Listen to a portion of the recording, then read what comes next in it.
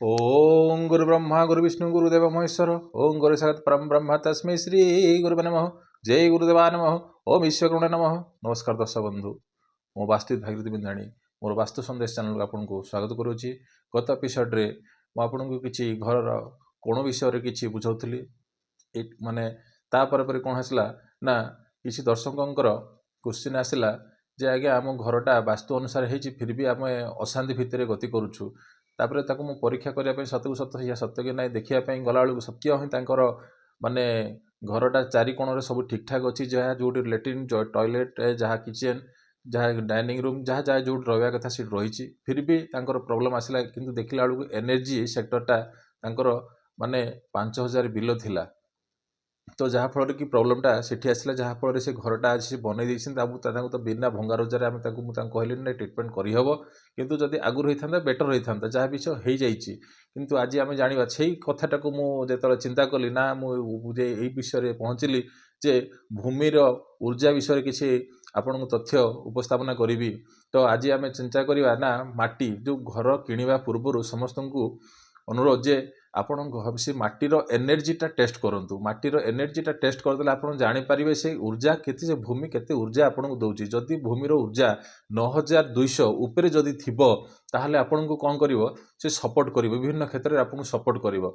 आ जदि भूमिर ऊर्जा जदि आपनकर माने 5000 रो माने 5000 7000 भितर थिबो एटा मध्य भी चली जीवो आमे ताको 1000 2000 जदि एक्स्ट्रा आमे ताको बढ़ाई पारिबा 1000 2000 में ताको एक्स्ट्रा बढ़ाई पारिबा किंतु जदि 3000 रु 5000 भितर थिबो ताले कोन एवरेज एटा होची एवरेज रे गति करूची। तो एटा होची भूमिर एनर्जी जेटा को मु कहली भूमिर ऊर्जा। तो आमे किमि जानिबा सब देखंतु आज मु आपन ए विषय रे आपन को कहिबी। तो मनुष्यर जमी जाति रही वर्ण रही सेमती माटीर मध्य भी वर्ण जाति रही। तो माटीर माने माने मनुष्यर जमी ब्राह्मण वैश्य शूद्र करण ये जो 4 प्रकार जाति रही। तो माटीर मध्य भी कौन रही ना ब्राह्मण वैश्य शूद्र करण ये प्रकार 4टी जाति रही। तो ब्राह्मण माटी कौन अर्थात ब्राह्मण माटी हूँ कौन हो सेटा हूँ श्वेत वर्ण माने सेटा हूँ कौन ना माने सेटा हूँ धला है ताको देखापी कौन हो मटीटा धला लगे आ माने सुंगिले माने ग्रहण कले कौन हम ना चंदन भाया बासना हम आ चाखिले कौन हम ना मीठा युक्त थाए।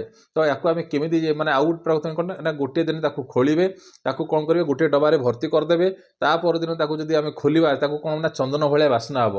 तो यहीटा आम जाना यहाँ हूँ कौन ब्राह्मण माटी। यही ब्राह्मण माटी कौन कौन करहब ना फैक्ट्री होटेल आउ घर यहाँ भी आपको बहुत गृह उपयोगी सुट कर।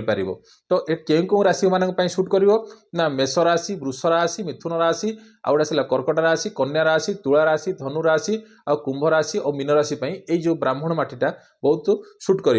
तो ये आपंकर ब्राह्मण माटी उपर आपन कहली तापर आपन जी वैश्य माटी ये वैश्य माटीटा जो रहा यहाँ हूँ ना कौन माटीटा देखापी कौन ना हलदिया आउ माटिया आउ माटिया युक्त आउ माने एटे कौन हो ना हलदी माने हलदी वर्ण किसी थाए।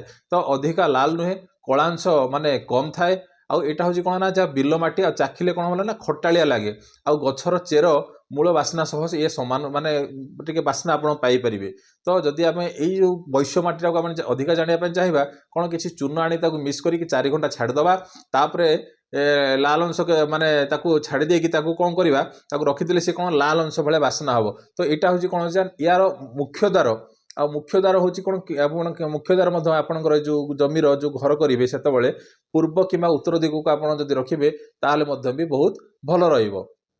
तो आम भी जा कौन ना शूद्र माटीटा कौन ना यहाँ हूँ ना कला आउ माने देखा कला आउ कौन हो ना पंकुआ बास्ना पाटी को खारिया खारा लगे आ कड़ा लगे आपको सुंखिले माने सुंगिले मत कौन हो ना पंकुआ भाया बास्ना आउ यही जगह कौन हो ना oil plastic factory iron leather यही इंडस्ट्री युवाक शूद्र माटी आप करेंगे ताले बहुत भल रही।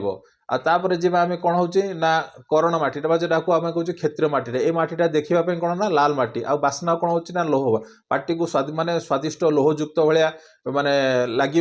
आउ यही माटीर जदि आपणकर माने मुख्य द्वार जदि करेंगे उत्तर पूर्व दिग को बहुत भल रही जगह कौन करें ना पेट्रोलियम प्रोडक्ट गुड़ाक आपको जब चाहिए ये आपको बहुत भल रही।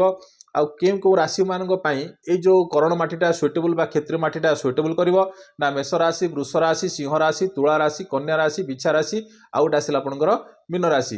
तो ये जो आपन को कहली ये जो এই যে কথাটা କହିଲେ କିନ୍ତୁ ଆଉ ଗୋଟେ ଛାଡ଼ି ଦେଇଥିଲେ ଆପଣଙ୍କର ଯେ ଶୁଦ୍ର ମାଟିଟା ଆପଣଙ୍କର କେଉଁ ରାଶି ପାଇଁ ସୁଇଟେବୁଲ୍ ନା ମିଥୁନ ରାଶି, ଆଉ ଗୋଟେ ଆସିଲା କନ୍ୟା ରାଶି, ଆଉ ଗୋଟେ ଆସିଲା ମକର ରାଶି, ଆଉ ଗୋଟେ ଆସିଲା କୁମ୍ଭ ରାଶି। ତ ଏଇଟା ହେଲା ଆପଣଙ୍କୁ ଯାହା କହିଲି ଯେ ବ୍ରାହ୍ମଣ, ବୈଶ୍ୟ, ଶୂଦ୍ର ଆଉ କ୍ଷତ୍ରିୟ ଯେଉଁ ମାଟିଟା ମାନେ କାହା କେଉଁ ରାଶି ପାଇଁ ସୁଇଟେବୁଲ୍ କରୁଛି, ଆଉ ତାର ବାସ୍ନା କ'ଣ, ଆପଣ ତାକୁ କେମିତି ଚିହ୍ନି ପାରିବେ। କିନ୍ତୁ ଯାହା ବି ହେଲେ ମଧ୍ୟ ବି ଏନର୍ଜିଟା ଯେକୌଣସି ମାଟି ହଉ, ବ୍ରାହ୍ମଣ ହଉ, ଚାहे ବୈଶ୍ୟ ମାଟି ହଉ କିମ୍ବା ଶୂଦ୍ର ମାଟି ହଉ କିମ୍ବା କ୍ଷତ୍ରିୟ ମାଟି ହଉ, ଜମି କିଣିବା ପୂର୍ବରୁ ଏନର୍ଜିଟା ଚେକ୍ କରିବା ନିହାତି ଦରକାର। ଯଦି ସେ ଏନର୍ଜିଟା ଯଦି ଆପଣଙ୍କର ମାନେ 7,000 ରୁ 9,000 କିମ୍ବା 9,000 ରୁ 11,000 ଭିତରେ ଆସିଲା, ତାହେଲେ ଆପଣଙ୍କର ମାନେ ଯାହା ବି ମାନେ ସେ ଘର ବନେଇବେ କି ସେଠି ରହିବେ, ତାହେଲେ ଆପଣଙ୍କୁ ସବୁ କାର୍ଯ୍ୟ ଆପଣଙ୍କୁ ସଫଳ ହେବା ଲାଗିବ। ଆମେ ଏଇ ଯେଉଁ ଜିନିଷଟା ମୁଁ କହିବାର କାରଣ ହେଉଛି ଯେ ଗୋଟେ ଘର ଦେଖିଲି ବାସ୍ତୁ ଅନୁସାରେ ହେଇଥିଲା, କିନ୍ତୁ ତାଙ୍କର ଏନର୍ଜି କମ୍ ଥିଲା, ଯାହାଫଳରେ ପ୍ରୋବ୍ଲେମେଟିକ୍ ଆସୁଥିଲା, ଯାହାର ଭୂମିର ଉର୍ଜାଟା ସେଠି କମ୍ ଥିଲା। ତ ଏହା ଥିଲା ଆପଣଙ୍କର ଆଜି ଆପଣଙ୍କର ମାଟି ବର୍ଣ୍ଣ ଜାତି ବିଷୟରେ ଆପଣଙ୍କର ଯେଉଁ କହିଲି, ମାଟିର ବର୍ଣ୍ଣ ଜାତି ବିଷୟରେ ଆପଣଙ୍କୁ ବୁଝେଇଲି। ଆଉ ଯେଉଁ ଦର୍ଶକ ମାନେ ମୋର ବାସ୍ତୁ ସନ୍ଦେଶ ଚ୍ୟାନେଲ ଦେଖୁଛନ୍ତି, ତାକୁ ଲାଇକ୍ ଓ ସବସ୍କ୍ରାଇବ୍ କରନ୍ତୁ, ଯାହାଫଳରେ ମୋର ଉତ୍ସାହ ବଢ଼ିବ। ଆଉ ମୋର ଆଗକୁ କିଛି ନୂଆ ଟପିକ୍ ଏବେ ତ ଆରମ୍ଭ କଲା, ଏଇଠି ଆପଣଙ୍କର ମାଟି ବର୍ଣ୍ଣ ଉପରେ ନେକ୍ସଟ ଏପିସୋଡ୍ ଆପଣଙ୍କର ଭୂମି ଖନନ କହିବି, କାହିଁକିନା ଆଗାମୀ ଦିନରେ କିଛି ଆପଣଙ୍କର ମାନେ ଆପଣଙ୍କର ମାନେ କେଉଁ ଦିନ ଶିଳାନ୍ୟାସ କରିବେ, କେଉଁ ଦିନ ଖନନ କରିବେ, ତାପରେ କିଛି ରଖିଛି, ସେଟା ମଧ୍ୟ ବାହାର କରିବି। ଆପଣଙ୍କ ୟୁଟ୍ୟୁବ ଏଇ ଚ୍ୟାନେଲ ମାଧ୍ୟମରେ ଆପଣଙ୍କୁ ମୁଁ ଦିଗଦର୍ଶନ ଦେବି। ଆଉ ଆଜି ହେଲା ଗୋଟେ ଆଜି ଆପଣଙ୍କୁ ଟିପ୍ସ ଗୋଟେ ଦେଉଛି, ଯଦି ଘରେ ମାନେ ପାଟିତୁଣ୍ଡ ଲାଗୁଥିଲେ କ'ଣ କରିବେ ନା ପ୍ରତ୍ୟେକ ରବିବାର ଦିନ ହେଲା ଗୃହର ଯେଉଁ ଆପଣଙ୍କର ଚାରିକୋଣ ରହିଛି, ସେ ଚାରିକୋଣରେ ଗୋଟିଏ ଲବଙ୍ଗ ରଖିବେ। କ'ଣ ରଖିବେ ନା ଲବଙ୍ଗ ରଖିବେ। ତ ଏହା ଦ୍ୱାରା କ'ଣ ହେବ ନା ଘରର ନେଗେଟିଭ୍ ଏନର୍ଜି ଧୀରେ ଧୀରେ କଟିବ। ଏଇଟା ଆପଣ ଏଇଟା ଗୋଟେ ଥର କଲେ, ତାପରେ ନେକ୍ସଟ ରବିବାରକୁ ଆଉ ଥରେ ପରିବର୍ତ୍ତନ କରିବେ।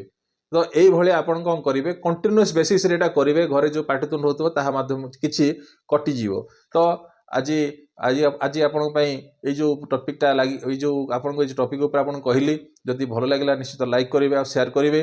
ଆଉ ଆଜି ପାଇଁ ଏତିକି, ନମସ୍କାର।